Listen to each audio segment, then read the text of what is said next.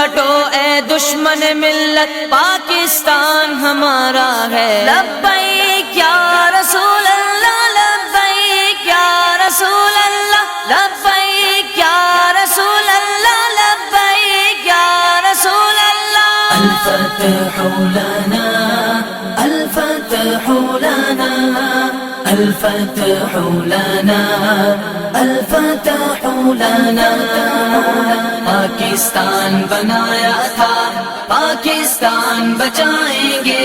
पाकिस्तान बनाया। पाकिस्तान दा आजादे मतलब से दे 14 अगस्त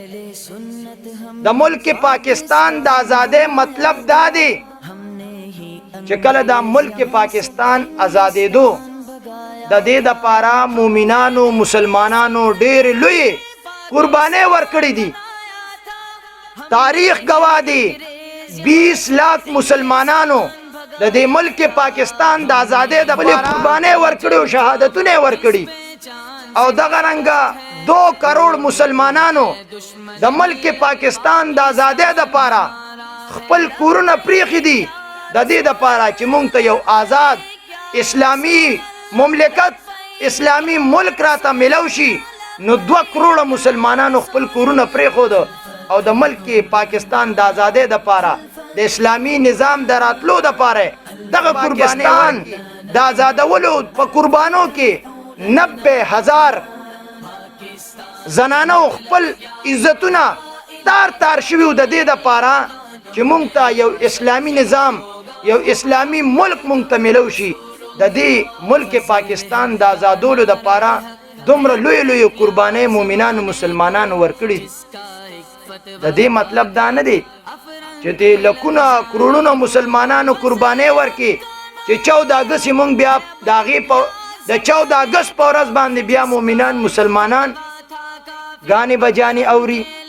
प फिस्क और फजूर के मोमिनान मुसलमानान अख्तवी द 14 अगस्त दा आजादे दा मतलब न दे द मुल्क पाकिस्तान दा आजादे दा मतलब न दे च मुसलमानान कुर्बानी वर्का च मुंग तो यो इस्लामी रियासत मिलौशी उस दागे प बदला के मोमिन मुसलमान खजे लगड़े अगर बरबंड गड़ई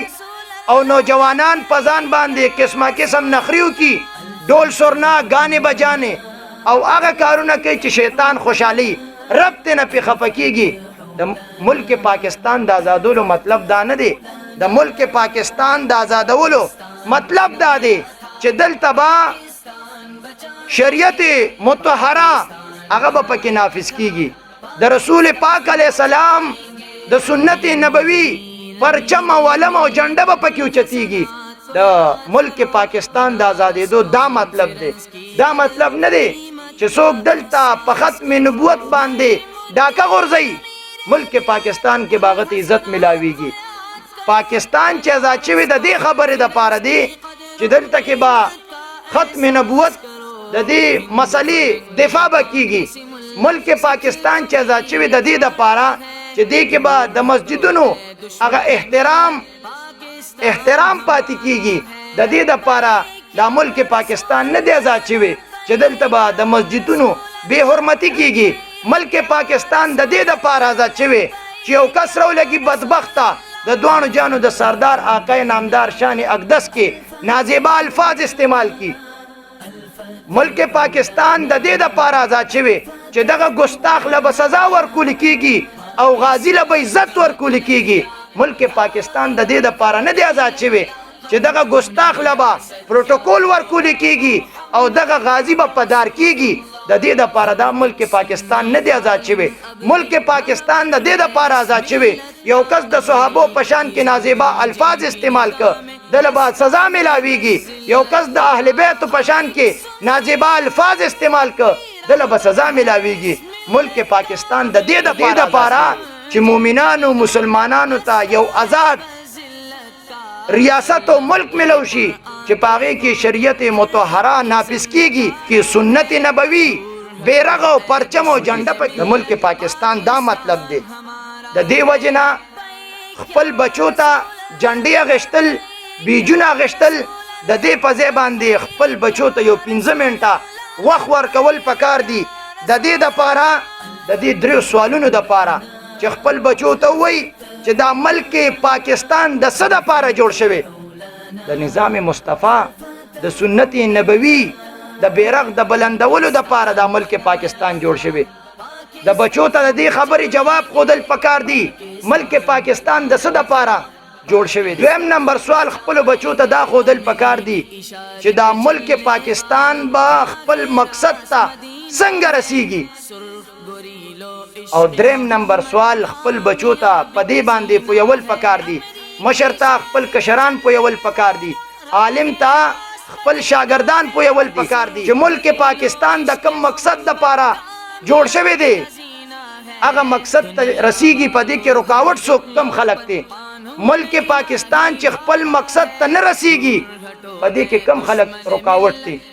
دا درې تپوسونه خپل بچو ته ښودل پکار دي. ملک پاکستان د څه دپاره آزاد شوی ملک پاکستان د آزادېدو مقصد څه دی او دغه مقصد ته چې نه رسیږي په دې کې کم خلک رکاوټ سي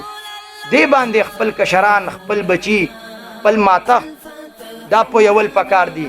رب ذوالجلال دې مونږ او تاسو له د ملک پاکستان سره مینا او محبت پیدا کی او رب ذوالجلال دې مونږ او تاسو له صحیح معنو کې په دین اسلام باندې د پوی او د عمل کولو توفیق را نصیب. اپنے وطن کو ہم امریکی سازش سے بچائیں گے دشمن کی ہر سازش سے پردہ ہم اٹھائیں گے. اپنے وطن کو ہم امریکی سازش سے بچائیں گے دشمن کی ہر سازش سے پردہ ہم اٹھائیں گے. حق کے مقابل آئے کوئی کسی ہے دعا بن کے کمن